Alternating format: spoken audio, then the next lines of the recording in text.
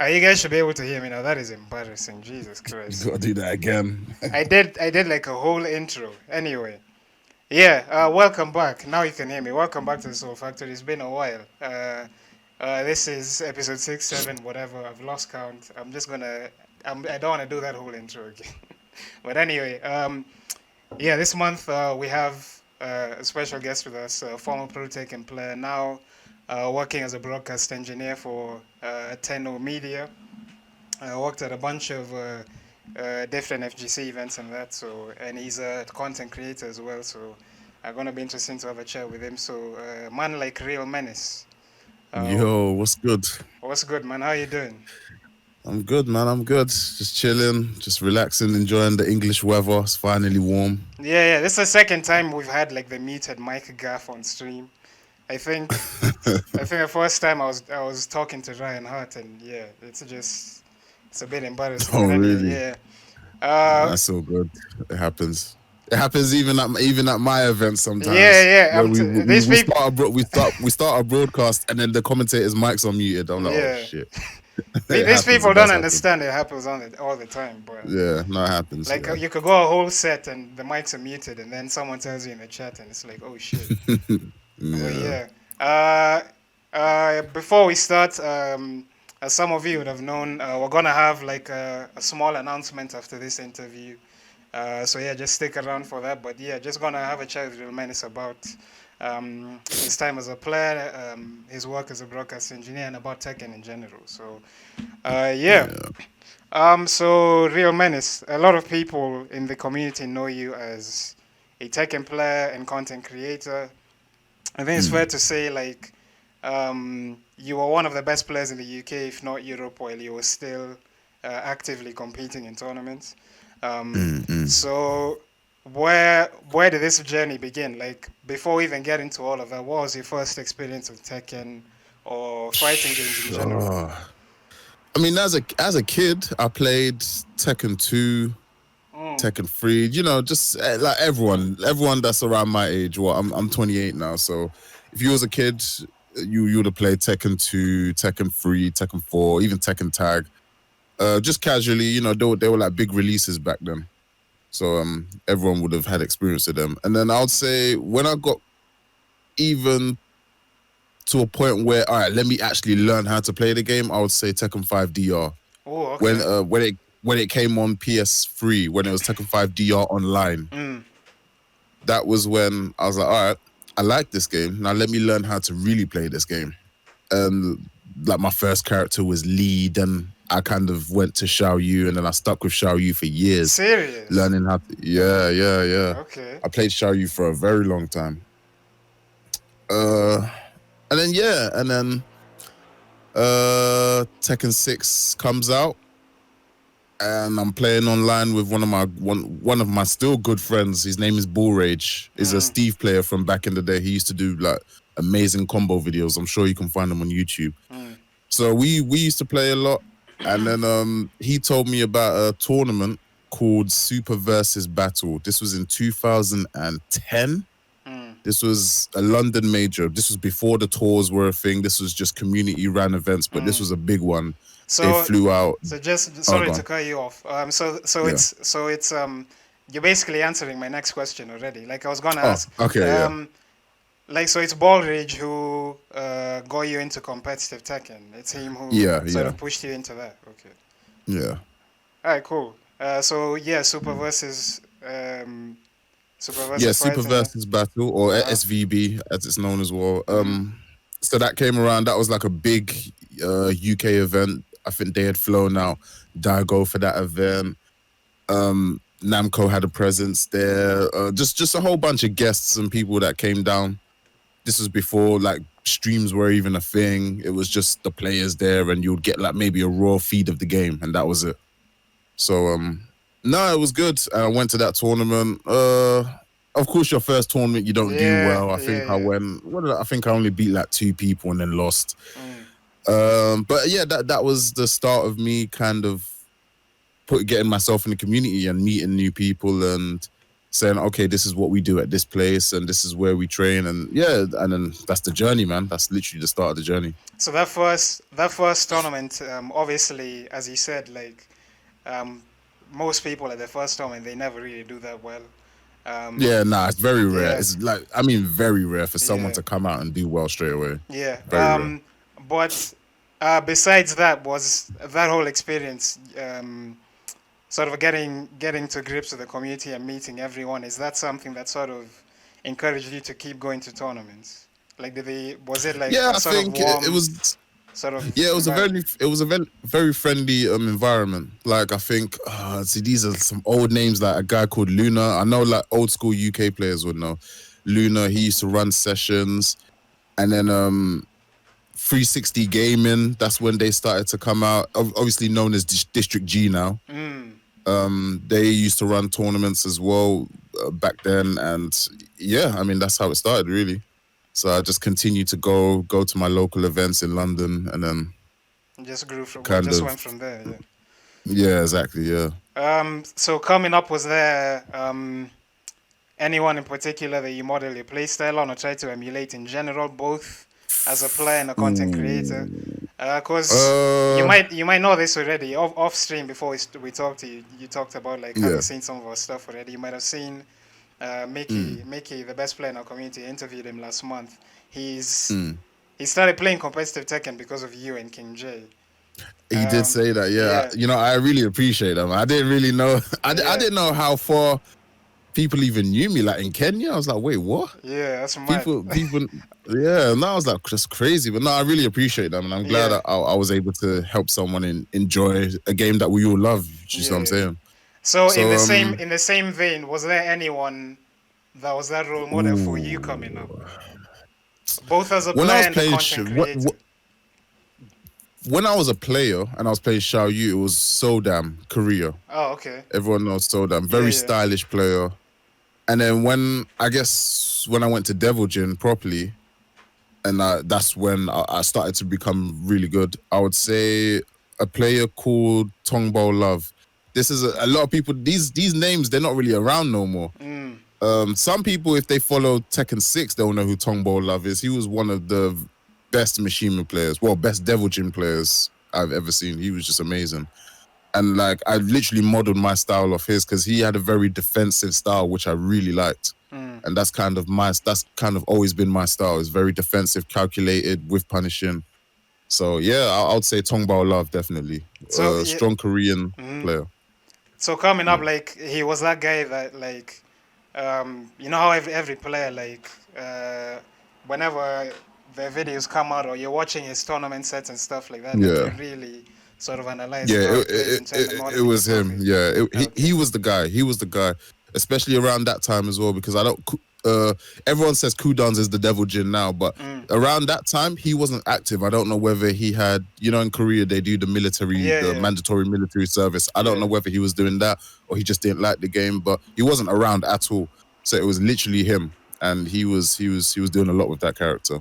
Ah, fair enough. So yeah, Um, so obviously you know you've been around for quite a while in the competitive space in different capacities.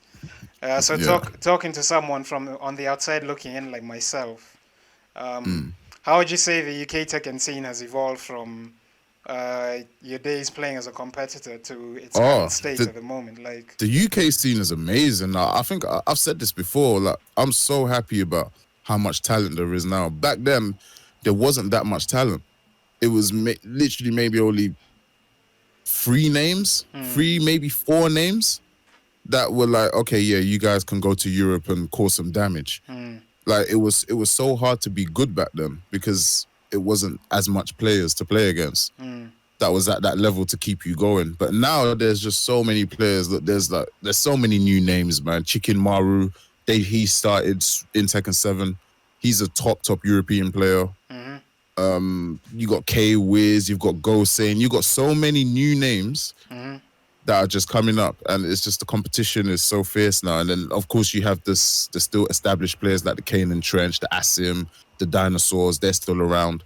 mm-hmm. So no, there's a lot of competition, and just below them, there's just a whole load of new players. Some I don't even know of, but you see them on stream. They represent UK and they're doing damage, man. Nah, so it's good. The scene is really big now, very very big, and I'm happy Um, about that. so you'd say you're talking about the scene getting better because now there's more top players around to sort of keep you going.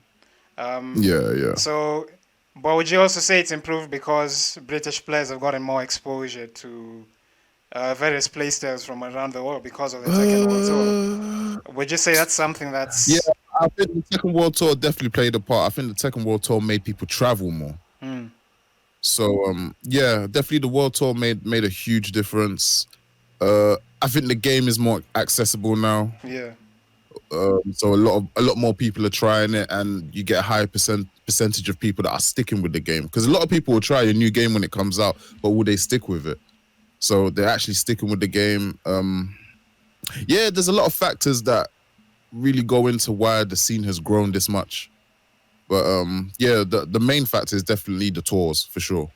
The fair tours enough. coming around, everyone's traveling. Yeah, You know, people are making a little bit of money, so it's good, man. It's yeah, good. because at this stage, like there's like when you talk about best players in Europe, there's definitely quite a number of UK players in that conversation. You mentioned Yeah, K-Wiz, yeah. I mentioned mean, K-Wiz, look, Gosain, yeah, Asim, Kane and Asim, Trench. Kane and Yeah, Trench, yeah, Chicken Maru. You yeah. still got Rukang, still causing damage as well. Yeah, there's just like it's so hard. I mean, even when we're doing some lobbies on streams, this conversation always comes up about top 5 this and top 10 that. It's always an argument because there's just that many good players now. Mm. So which is always a good thing. Yeah, yeah, There's more definitely, players, so definitely. yeah, Um, so you played competitive Tekken for a number of years. yeah, You mentioned you started in Tekken 5DR, obviously Tekken 6, Tag 2, and I'm yeah. assuming that sort of lesson with Tekken 7, or you stopped when Tekken 7 came out. Yeah, why did I stop? Do you know what? When Tekken 7 was on the horizon and they were traveling with the arcade cabinets to different events, Mhm. um, there was an event in Paris Games Week where like some of the top players they got invited to play Tekken 7. And when I played that version of the game, it wasn't a great version of the game. It wasn't. There was a lot of issues, movement wasn't very good, a lot of glaring issues with it, and I just felt like it wasn't the game that I thought it would be. And then I felt like that's kind of just tainted my view on the game Mm, as time has gone by, even though the game has gotten a lot better. yeah. Of course, the state of the game now is I really enjoy watching it, and I do play it. Obviously, you guys see me play on stream from time to time, Yeah. but competing, well, of course, now I'm doing different roles now, so I don't really get to even attempt to compete. But uh, my stance on the game right now, I do like the game. I do like the game. I Okay. like Tag 2 better, but I don't despise Tekken 7 like I used to. Fair enough. Yeah. So was that transition you made from sort of let me ask you this way.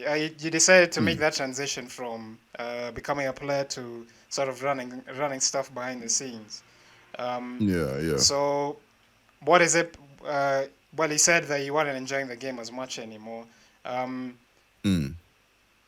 was that the primary reason that you decided, like, okay, now let me step back and sort of help out my community from behind the scenes?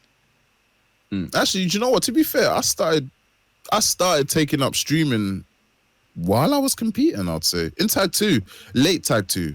Mm, So I wasn't as heavy competing as I was earlier in Tag 2, but I was still somewhat active. But I started taking up streaming, yeah, end of Tag 2. And that was just because there wasn't any decent streams in Europe. Like in terms of if you compare it to America, there just wasn't any decent streams. And I just kind of wanted to be that guy to kind of bring streams to European Tekken. mm, So yeah, I invested in my own equipment to start off with, laptop, USB capture card, you know, what everyone starts off with. yeah. And then I just did like local events. I did one of the Lions Dens. I did Ultimate Tournament in France. I did that one. Mm. I did a couple of European events, and then gradually it grew and grew. And then, of course, I'm here now where I am. So So I'm assuming I this did. isn't. So Oh yeah, sorry, go on.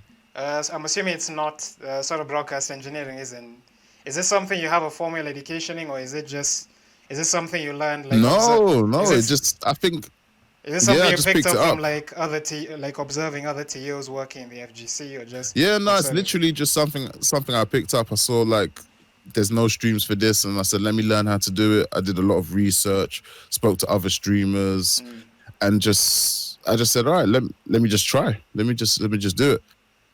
And I enjoy doing it. I enjoyed it. This is definitely it's not something I studied or anything like yeah, that. It just kind of a lot of things just kind of fall in your hands sometimes. yeah, for sure. So Yeah, yeah, literally it fell in my hands. I took up the opportunity when we did our Street Fighter, our weekly Street Fighter events, Winner Stays On. yeah, It was monthly. It was monthly. yeah. Um, I said that I'll take that on as well. I wasn't getting paid or anything. I just said let me take it on. I want to give the community a stream because there wasn't going to be a stream for it otherwise. Mm. So I said let me do that. So I did that, enjoyed doing it, and I just kept doing it. I don't know why. I just kept doing it, and things kind of just fell in place after that. So So through all of that work, obviously you got opportunities to work with like people like Tenno Media and stuff like that. yeah, yeah. Through experience working at these events. Yeah, so I was doing it for a long time. Then circumstances happened, and then I ended up joining with Visual Platforms, Mm. and then Visual Platform ended up coming together with Tenno, and that's kind of how we did it. So literally since up to now, I've done pretty much all the major European events, the versus fightings, the oh lord, Celtic throwdowns, all of the major European events Yeah, for all the games, all the big games, and then I've done Evo as well. I did Evo last year. nice. And So for yeah, me, that's definitely something that excites me about being a T. Obviously, besides being a player, I have to run tournaments as well and get into a mm, level where you can travel to different, like, obviously when you go to different events, like, aside from the events, you get to just travel and see yeah, different places and stuff yeah. like that. No, it's like Yeah, that I'm must be really super. sick. Yeah. Yeah, no, I'm very very lucky, man. Like to be able to do what I love as a job. Like I'm very lucky. I enjoy it. Get to travel, get to meet a lot of new people, work with a lot of great people, and Mm, yeah, I hope to continue to do this as long as the games are thriving. I get to continue to do this, man. And fantastic, hopefully it man. grows and grows and more people get opportunities. I'd love to build my team even bigger, things like that. So no, I'm enjoying it, man. So having worked in numerous FGC events, I would assume Yeah. you've come across like different setups and like different sort of venue arrangements. So Yeah. if you could speak to a TO at the grassroots level who's just starting out, Mm. what advice would you give them on a good setup to start from and build on if they want to stream the events? Obviously, you mentioned starting off, you sort of invested in your own equipment and then it sort of just grew from there. So Yeah. um, is there anything you prioritize over? Obviously, to start off with, you don't need like a To PC and start stuff like when that. you're starting off a stream Yeah, like when you're from the starting off ground as a up. TA, like yeah, as a TO from the ground up. Yeah. Okay. Well, TO or stream director because it's different. Oh yeah. So Sorry, which yeah, one? because obviously So from the TO, streaming side. yeah. Yeah. Yeah, stream director. Sorry, because obviously a TO Okay. obviously has to oversee other Oversee the aspects whole of it. thing, isn't it? Yeah. Yeah. So what's the best thing? Hmm. If your community doesn't have a stream, I'd say uh that's a good place to start. So taking up or even starting your own weekly. If there's no weekly going on, why not start? Um it's in 2020 it's difficult because the standards of streaming are so much higher now. Like For sure. I Yeah. feel like uh a lot of these consumer products now they're easier to get, so everyone can just go out and buy a capture card that can stream at 1080p 60 fps. Mm, So I feel like to start off with, it's hard to say without because not everyone has the budget to spend exactly. on Yeah. nice cameras and Mm, things like that. mm, But I'll say, look, just get a capture card that works. Get a good webcam. There's good webcams that are comparable to decent high-end cameras. And yeah, just start, man. Literally, just start. Get two webcams. get a decent laptop. You don't need like some £5,000 computer or anything like that. Just a decent laptop. And then just start. You can use some handheld mics or some Blue Yetis or whatever like affordable mics are around, and just start it. And then eventually things will grow. There's ways you can do things, like there's obviously Patreon for people to support you. There's donations and things like that. You just kind of just build it up. You just keep going. Find out new ideas. You don't have to just do tournaments. You can do like independent content as well. Teaching people how to get into streaming. Giving your players spotlights. Because a lot of people where you are, there's I'm sure there's some great talent out there or in Africa in general, but we don't know about it. We just don't know. So it's like giving your players a spotlight, giving your players a platform to shine and show why the scene deserves some attention. Look at Pakistan. Pakistan's a good example of that. Yeah, nobody knew anything about Pakistan. Nobody knew anything, and they've just come out. They've had such an impact on the scene that will we ever see something like that again? Who knows? So, I just think there's different ways you can go about it. But yeah, I think just starting, just getting a laptop, a decent capture card, webcams, and just start doing it. And think of different ideas and different ways to get spotlight on your community. I think that's really good advice, because I've come across a number of people who some of the guys I've organized tournaments with here in Kenya. Like before I started working with them, they had this mindset of before I start doing events, like I need this big budget for like a nice prize pool. I need really good equipment, blah blah blah. And I'd always I practically always tell them the same thing. Like you don't really have to, like, you don't need it. Look. Just start with what you have. Yeah, believe me, all these tournaments, they didn't have, before the tours, these tournaments didn't have big prize pools. A couple of them did because of like sponsors trying to get involved, but a lot of them were built from the ground up, man, like with nothing, just player interaction, players entering their events and just interaction with the community, man. Yeah. Like you can definitely make something happen. Look, let's be real. What opportunities can we imagine to be in Pakistan? There isn't that many. Yeah, true. There really isn't that many, but they've managed to make it work.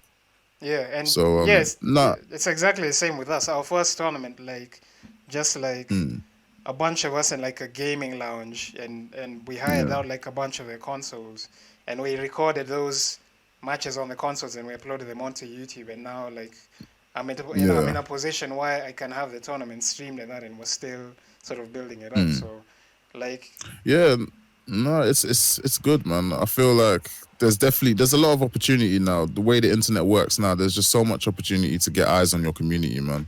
Look, you're seeing there was a TWT event for South Africa for the first time. What was it, last year, wasn't it? Yeah. So we are trying to grow this thing together, so it's good. Like, you guys should probably get a TWT event at some point soon. Yeah, there was one in Ivory Coast this year as well, but unfortunately... okay, it got cancelled. Yeah, of course, Ivory Coast. Yeah, so it is growing. You can see the growth. Man. Yeah. So we just keep pushing, man. We just keep pushing, and hopefully other regions get the spotlight that they deserve. I would love to see Africa get a spotlight. Like, I'm half Nigerian, so I would love to see a CPT event in Nigeria or a TWT event in Nigeria. And there's good players there as well, by the way. I wouldn't be surprised. There's players everywhere, man. There's players everywhere, man. I'm telling you. So we'll just continue. So this question is an interesting one for me, and I don't know if you've ever done both at the same time, like between being a player and a TO/stream director, between a player and running things behind the scenes, which would you say is more stressful? They both had their stresses. Obviously, you have a lot of pressure as a player to perform well. Yeah. Nah, I don't know. It's probably got to be running the stream. Serious? It's it can be very stressful if it's not going correctly. Like your equipment's just not working properly, or the internet's down, or just something. I would say running these events, it can be stressful. And that's just as a broadcaster. Yeah, Like, I can't imagine what these TOs go through actually overseeing the entire project. It's just it's a lot of hard work. Have you ever had to do both at the same time? Yes, I have. Yeah, that So I'll must be on the must really stream have and done then your I'll head be in. and then I'll be making sure brackets are starting on this time and that time. Yeah, I've done that before. Yeah, that was a headache as well.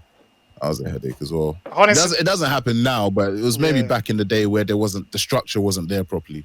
So, like honestly, I keep telling guys in my community, like half the time, because all the events, pretty much all the events we do here, I play in them and I have to run stuff behind the scenes. So I can imagine it's stressful. I keep telling these guys, like half the time I don't understand how I'm making top 3, like because like I'm so like I might have like my next opponent is like still on his way because of traffic, and he's I'm calling people up like to make sure they're on time, and stuff like that. It's just really stressful, and then on top of that, like you have that pressure to perform well and stuff like that. So, like how often do you guys do your tournament?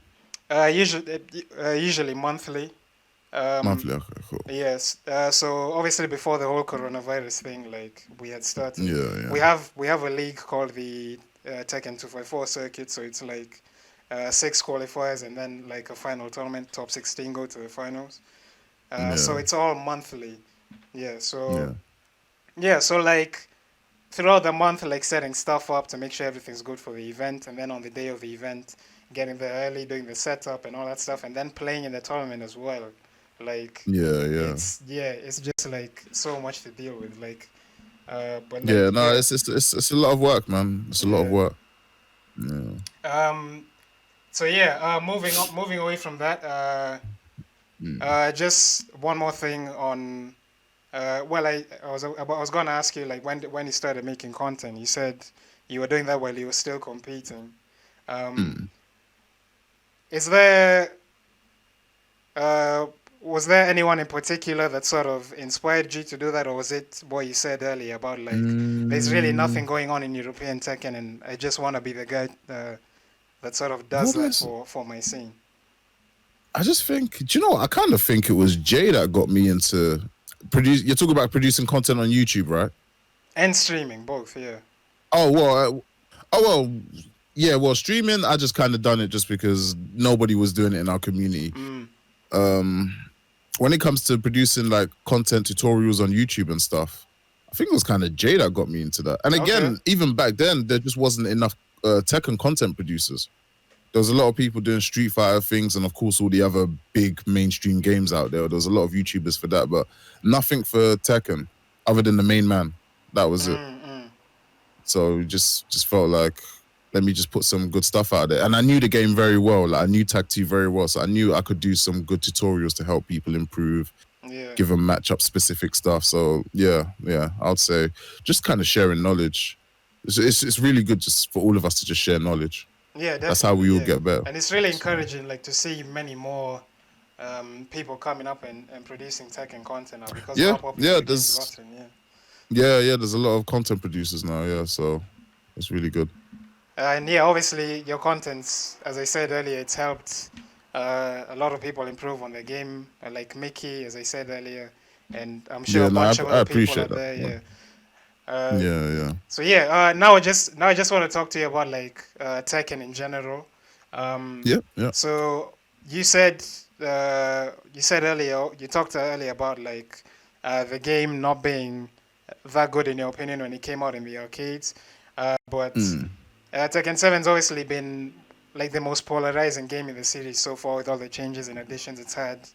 Since it came out in the arcades to its current state, we've all seen. Obviously, now season 3 is a lot of controversy, like with Leroy and Fakum Ram, and stuff like that. Like I was watching.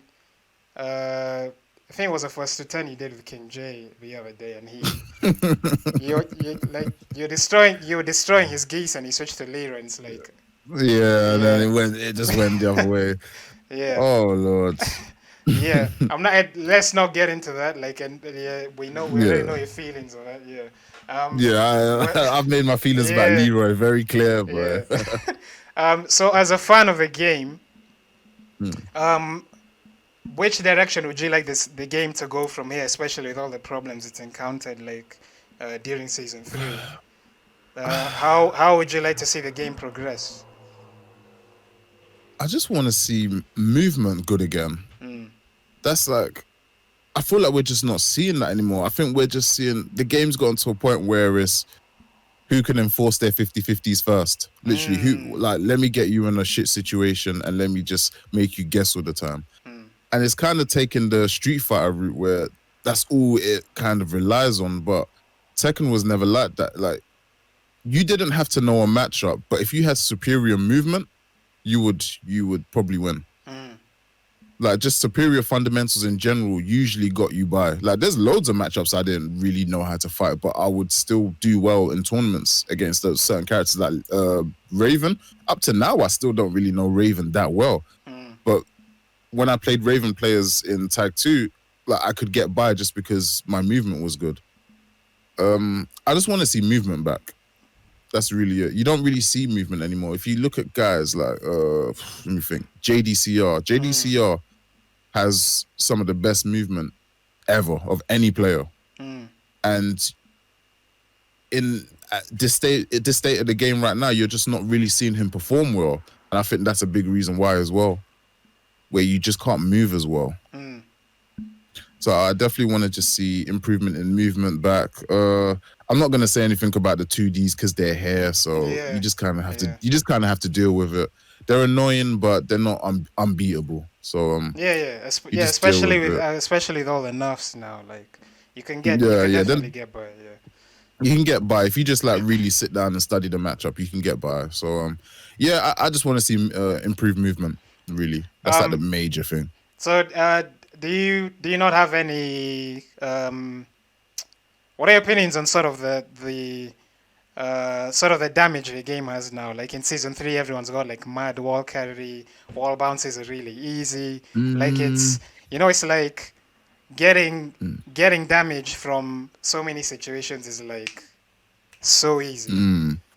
But to be fair, if you look back at the old Tekken has always been a high damaging game though. Tag 2 is no different. If you got launched, you lose what, 50%, 60%, and then you bait attack crash, and that could be the game. So like the game has always done high damage. Do I want a damage tone? If they change the way the damage is now, I don't think the game will be as fun to watch though. And this is a 50-50 thing there. Yeah, it's interesting you mentioned that because we had a bit of a debate in our WhatsApp group recently where we were talking about like how the game, like what's gotten the game more exciting to watch, like with rage outs, rage drives, the slow mos. But primarily like talking about like the mechanics of the game that like affect the gameplay, like the rage outs and rage drives and power crushes. Like it like adds that element of like, yeah, my opponent's on low health, but if I make a single mistake, like I'm done. You still have to be very careful.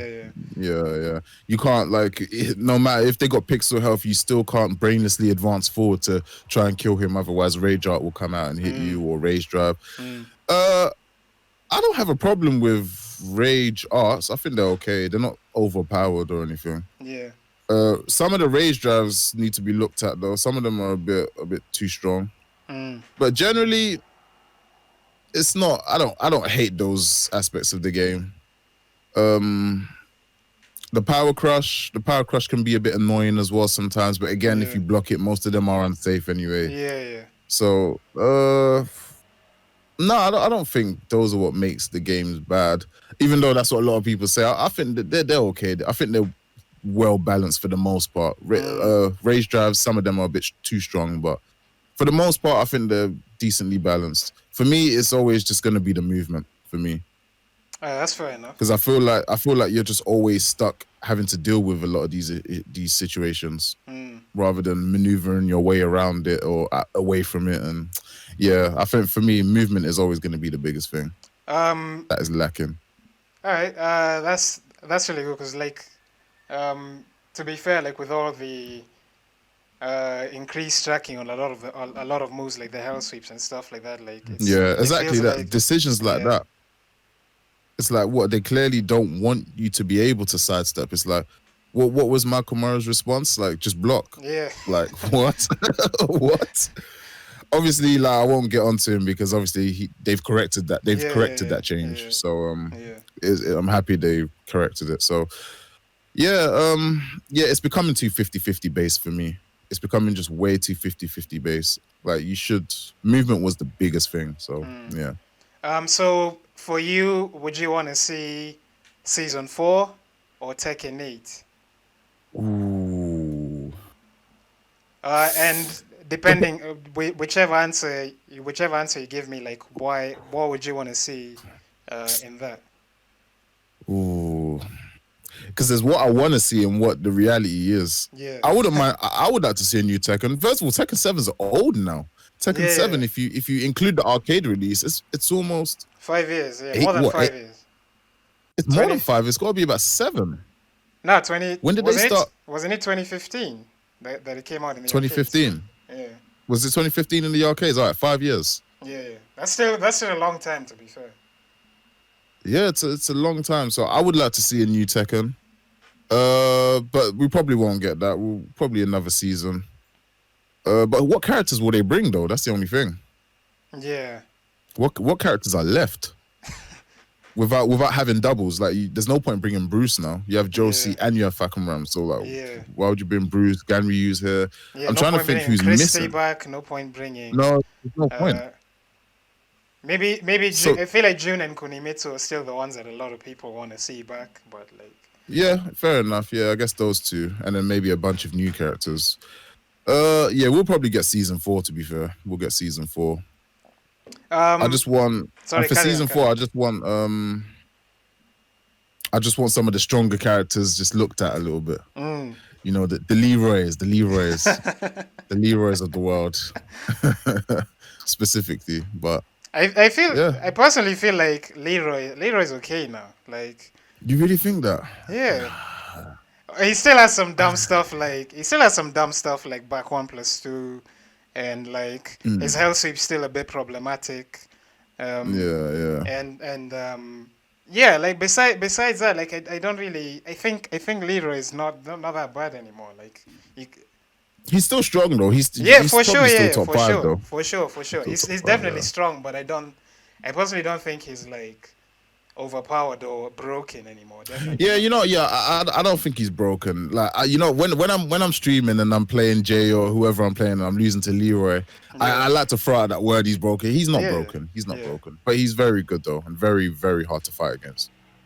But saying that he's broken, look, like a lot of these new kids, they don't know what broken is mm, until you play like the older games. yeah. Tekken 4 So Jin. yeah.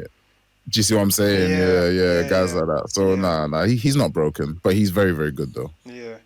Um, do you think the game could do a better job of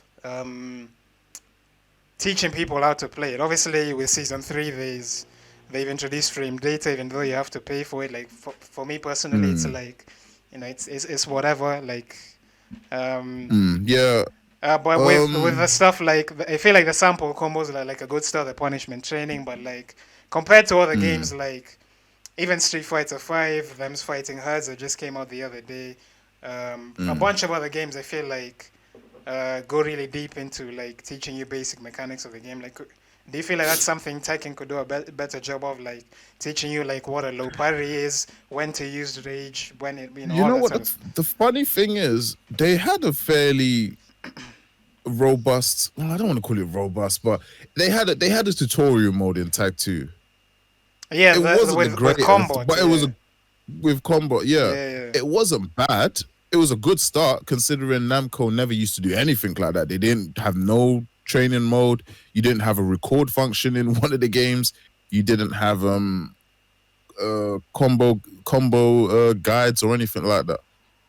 Um, it was a good start, but I feel like Tekken 7 they stepped backwards a bit mm, because now there really isn't that much in Tekken 7 for you to yeah, learn the game. yeah, Outside of your own independent studying on YouTube and things like that. yeah, I wish they would just reach out to respectable community members and kind of work on something, Mm, some kind of tutorial or mm. some kind of like content on release of the game, like official Namco content to teach people if they can't implement it in the game itself. Kind of But like what they do with the character introductions when new Street Fighter characters come out.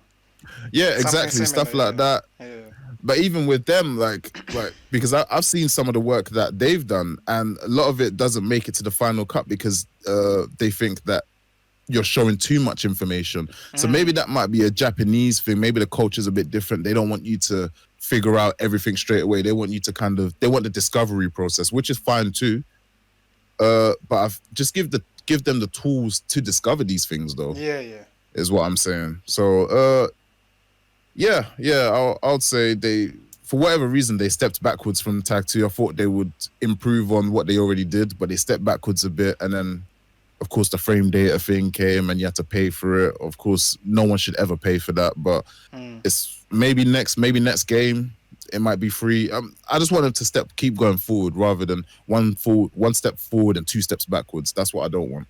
Mm. So, Yeah, yeah, we'll see. I feel We'll the just have to same. wait I and feel see. the same way with that frame data. Obviously, like, um, I think there was a lot of people that had that concern. What you just said about like people should really like that element of like going out and learning stuff for yourself was like part of the sort of allure of Tekken. But at the Yeah. same time, like it makes it really hard for new players to pick up the game. When yeah, Exactly. You want stuff in the game yeah, already, yeah, but yeah. And I personally we'll see. think, yeah, I also think like if the next day the next game has free frame data, then that's gonna be fine. But like if you know if I keep I, charging for it, it's gonna set like a dangerous I'll be precedent. If that makes sense. I'll be surprised if they make that decision again. They Mm, have to make it free. They yeah, have yeah, to, and they have to make it available on day one as well. Not like how many years later, you know. yeah, yeah, for sure. All right, so something else. A lot of people have an issue with this game is like the online, and it feels like it's been Mm. getting worse with each update. So Yeah, with the whole COVID-19 thing going on at the moment, like obviously everyone's forced to play online now. It's not possible to run offline events and just like even get together with friends with to some extent. So um, mm, even Evo this year is gonna be online. I really want to see how that goes because like mm-hmm, that's yeah, gonna be yeah, really interesting. But are you yeah, hoping this situation forces not just Tekken developers? There's a bunch of fighting games with with bad online. Um, yeah, yeah. so are you hoping this situation sort of like pushes them into a corner where it's like, okay, now like our online's looking a Mm. bit dodgy. Like let's work on this and make it better going forward. I hope so, man. Like all I can do is hope because look, this the COVID-19 situation, literally the whole world is forced to go online. Yeah. So we these, Namco, Capcom as well as a couple others, they need to realize that the netcode isn't good enough. I don't know what happened with Tekken specifically because I felt like when the game first came out, at least on PC, Mm, it was almost flawless. mm, But then the more content they started to add, then it started to go downhill. yeah. Yeah. Just got I'm not worse and sure. worse. Yeah. That seems to be a trend as well. It happens with Capcom as well, where they add content and then just the netcode just goes worse and worse and worse. They just need to realize that online is a priority. But I don't know why they choose to. I don't know whether they ignore it or they think just because Japan and Korea have good internet that it Mm, should work like that everywhere else. But that's not the case. We mm, don't have the internet that Asia has. So you need to do what you can for Europe and the Western world in general, America yeah. also. So I don't know. I hope this is a wake up call for them to be like, do you know what? No, we have to get the net code right. Whether that happens, listen, I'm not gonna hold my breath. I don't know. Yeah. I don't see it happening. I think we'll probably go through this again, where a new game comes out, the net code's good, and then it goes downhill again, and they won't bother investigating it. I don't know. I don't have high hopes for it. I'm not gonna lie to you. Yeah. To be I don't. that's fair. Like I think the best thing for me is like a lot of these big games was slashed from Evo Online because it's like Yeah, the organizers knew like if these games are played online, it's like it's gonna be a problem yeah, no, because it's not gonna happen. So so I like know, I know some of the games are gonna be just exhibitions and stuff like that. So yeah if that should show that, wait, hold on, we've missed out this time because we don't have a good netcode. yeah Because Evo brings in a lot of viewers. It's a huge business. So yeah 100K plus they, like every stream do you and see what I'm every saying? So yeah they've really the publishers have really got to look back and be like, "Do you know what, we messed up, but let's fix this for the next game. yeah Let's make sure we get it right." So we'll see. We'll see. I don't have high hopes, but I yeah wish they proved me wrong. I wish they proved me wrong, man. yeah fingers crossed like Yeah. they they make it work, but like same as you with the way things have been going, like it Yeah, yeah. it's not really it's like one of those like hoping for the best but expecting the worst like type Yeah, of exactly. Yeah, situations. yeah. Yeah. So yeah, before we wrap this up, I just wanna this is something I ask all my guests when they come on, and I Yeah, think yeah. it'd be interested to hear this from you as someone that some people in our community respect quite a lot. Um, I appreciate that. I appreciate that. Tekken 7 top 5. Who have you got? Ooh, Leroy's in my top 5 for sure. Mm, Um, let me think. I think Fakaran might be top 5. I think he's a very strong character. Even though really? we haven't seen him in tournament play yet, I just the design of the character, I feel like he's super strong. I feel like he controls space very well, like no other character, in fact. He's a yeah So yeah, he's a big boy with none of the big boy issues. But exactly, yeah. personally I just feel like his lows apart from like the hell sweep and down back four like they're kind of I mean, mediocre. yeah, his Yeah. lows, yeah, they might not be the greatest lows, but like just everything else about his damage is insane. Yeah. He has so many setups as well. Like if he gets you against the wall, chances are you're getting wolf's blood. Like Yeah. it's a Yeah. high possibility you're getting wolf's yeah. blood, Yeah. even without doing anything wrong. So Yeah. I think he's very strong. Mm. Let me think. I still personally think Devil Jin is top 5. I think Devil Jin's never ever been bad. Never. I will always think Devil Jin's top 5. It just like you have to be very good to take him to that very very high Yeah. level. Yeah. But let me see who else. See, this is where it kind of gets a bit funny because now you have like now I need to think Paul. There's so many other characters you could put in Uh, there. Paul Lord, yeah, I Jin, feel like there's a lot of people yeah, that can switch around. You have Julia, Paul, yeah, Julia, of course, Julia, yeah, yes, Jin is still good. Yeah, so I think yeah, I feel like outside of Leroy, Fakram, I would say Devil Jin as well. Though I think those 3 are very strong, definite top 5s for me. mm-hmm. The other 2 spots, it can switch around between Paul, Julia,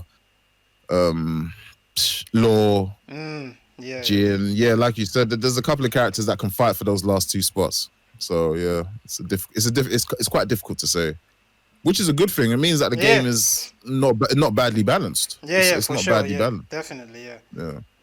For the So most part, anyway, there's still a bunch of characters like towards the bottom that need some work, like Elisa, Lee, and stuff like that. But like besides that, yeah, yeah, like yeah. there's so many viable characters, and I think that's part of the reason like so Ye- many people like the game so much.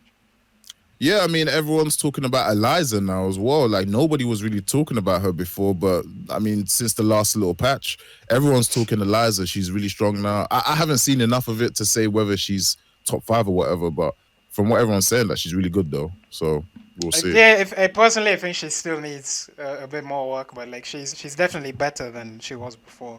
With that with that what is it, Moonlight 4 that gets that sort of that big knockdown. Um, Oh, okay. yeah, What, yeah. into the combo? Into the Oh yeah, into the EX dive kick or EX dive, whatever it yeah, is yeah. that Elisa players do. I don't really know Elisa that well.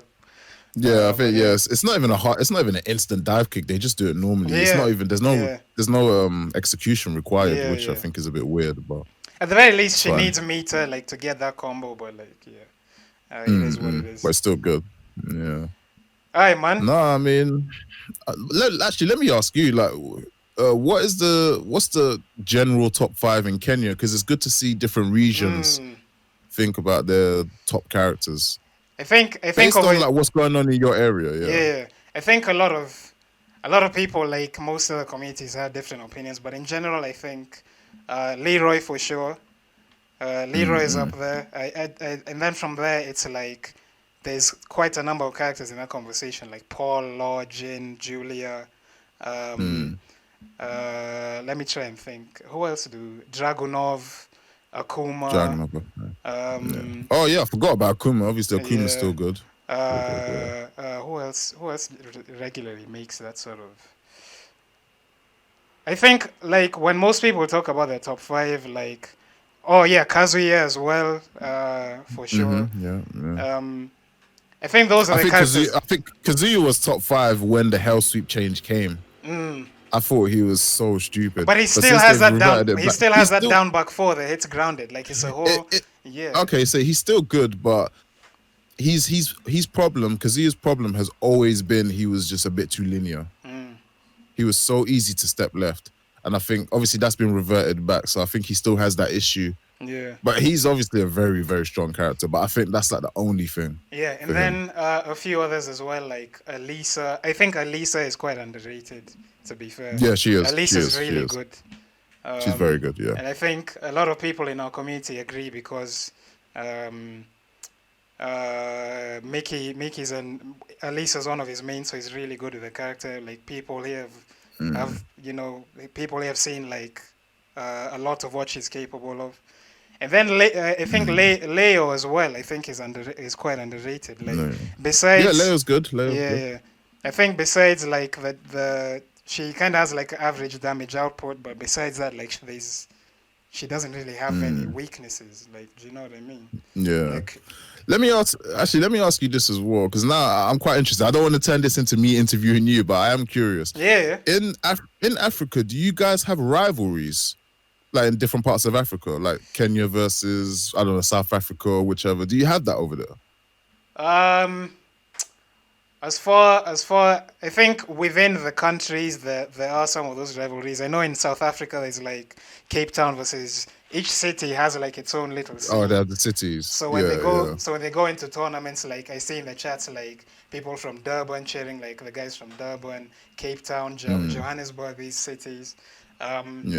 In other parts of Africa, what I've seen primarily is just like personal rivalries. Yeah. So, in terms of like international rivalries, I'm not really sure. We did do we did do a Kenya versus South Africa 5v5 at one point.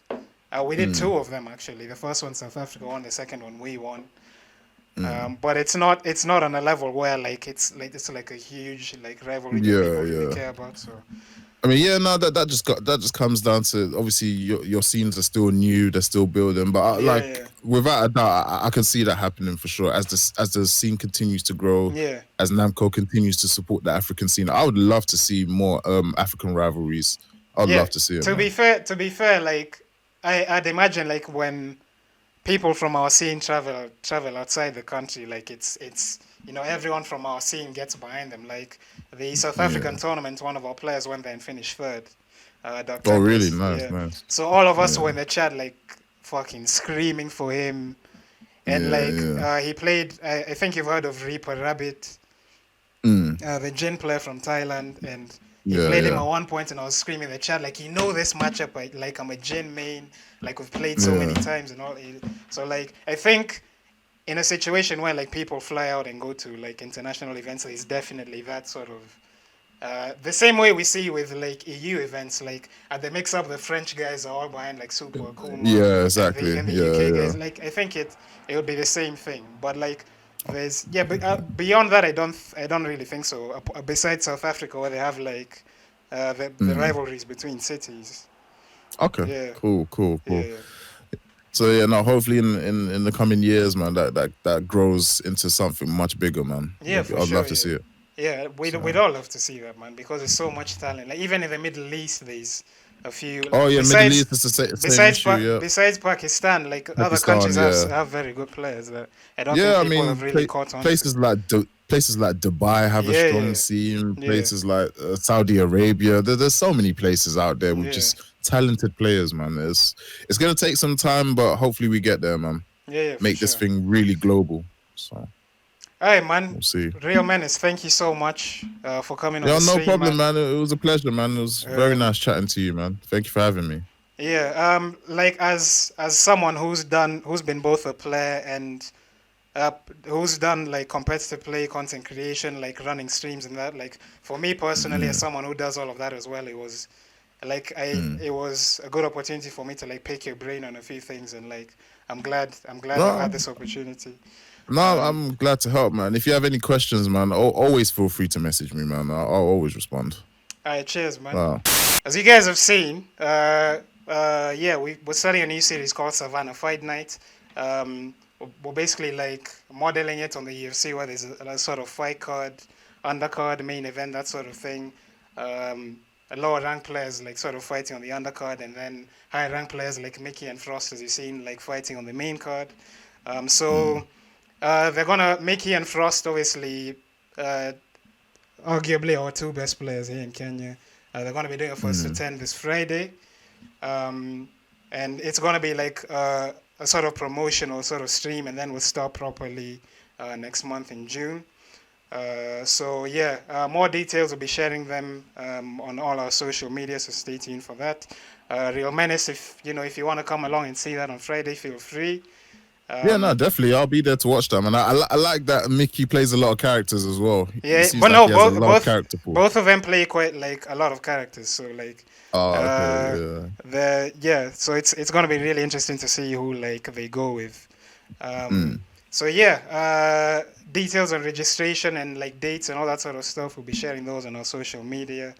And yeah, that's pretty much it. Again, Real Menace, thank you very much for coming through. Yeah, no problem, no And yeah, problem. uh, yeah, thanks to everyone else for for joining the stream as always. We'll be back again with our next guest next month. And yeah, until then, take care, stay safe, Yeah, wash your take care. hands. Take care, guys. Keep safe and make sure you support these guys, man. Support these guys. Follow the streams. Follow them on all the social media platforms. Listen, let's get Africa to, the talking point of the Tekken world, man, or the FGC in general, man. Because like I said before, there's a lot of talent out there, and you guys need a platform to show it. So we Yeah, work for sure, together for and sure, we man. can build that. For sure, and follow Real Menace as well at Real Menace TV on Twitch. Came through with the Appreciate host that. today.